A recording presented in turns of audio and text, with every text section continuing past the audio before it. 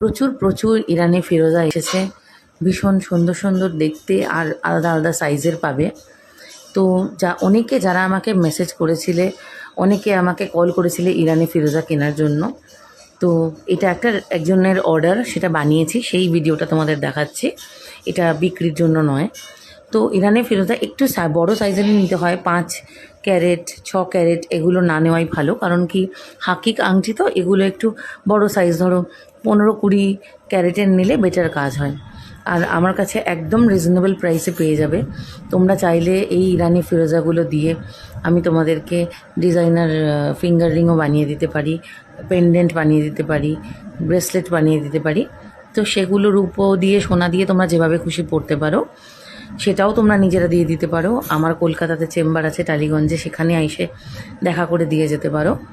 তো তোমরা যেভাবে খুশি পারচেস করতে পারো, সারা ভারতবর্ষে সিওডি আছে।